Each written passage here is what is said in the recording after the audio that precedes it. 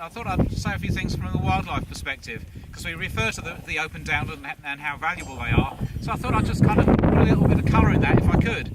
If we think about the South Downs, the whole stretch of the South Downs, and think about chalk grassland, the really important ancient chalk grassland, only covers about 3% of the downs. So that's not much. And what do I mean by chalk grassland? If you look under your feet, bad time of year, I know, but actually this sort of grassland can have up to 40 species in a square metre.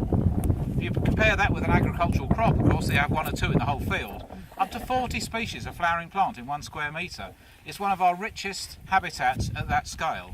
So it's incredibly rich. It includes all the sorts of things that you'll probably like to see, like the orchids and the fairy flax and the wild thyme and all these sorts of things. So very valuable. Also, it's very valuable from in terms of other things like butterflies. When I was driving along here a while ago, you could just see clouds of butterflies in one of the most valuable areas of chalk grassland you can imagine. This stuff is internationally important. It's classified as a site of special scientific interest, but a lot of it is actually recognised on a European scale.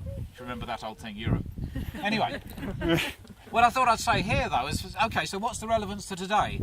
Well, what we got over there is the cliffs, obviously, and they're eroding. They're eroding at a rate of about 1 metre a year, something like that, which is quite fast, really.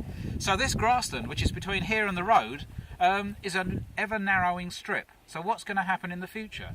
And this is why I think the Eastbourne Downland and what the Borough Council has done is so fantastic, because what they've done over the road is essentially restore downland, restore grassland, so that this area has an area to migrate into.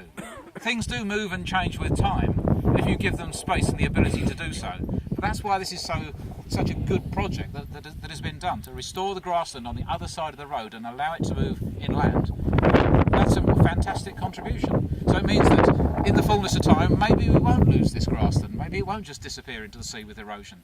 So that's a valuable contribution. But I think we've been working with the Borough Council for quite a long time. They have got a really good track record. They do actually work with the environmental NGOs very well, and you can see behind us we've got the export owners there. I think there's a firm that's contributing those in order to restore some of this grassland. Getting the balance between the scrub, the trees and the grassland is what this ecology is all about. How do you maintain that balance? Because that's how you get the diversity of wildlife. You don't necessarily want it all completely grazed flat, but there again, if you left it go to grow to scrub, you lose all the grassland plants. So it's keeping that balance going that's so important. And again, that's why these partnerships between the environmental NGOs, as well as the Borough Council, but also with the tenant farmers. I think there's actually a really vibrant partnership between the tenant farmers and the Borough Council. And how will that work? How will that work in the future if the farms get sold off and actually profit becomes the more important motive? So quite a worry. I'm not at all anti-private land ownership, don't get me wrong. There are some of the best examples in Britain, here in Sussex, of how land ownership can work. But the case for change here has not been made. It's really just about making money to spend somewhere else. That doesn't really seem to make sense to me. This is one of the most important assets, and this is what needs to be looked after. So from an ecological perspective, from a nature conservation perspective, the balance here, the history here, I think is really good. And we need to look for a positive vision rather than just trying to stop things get worse. Anyway, that's all I've got to say at the moment. Thank you.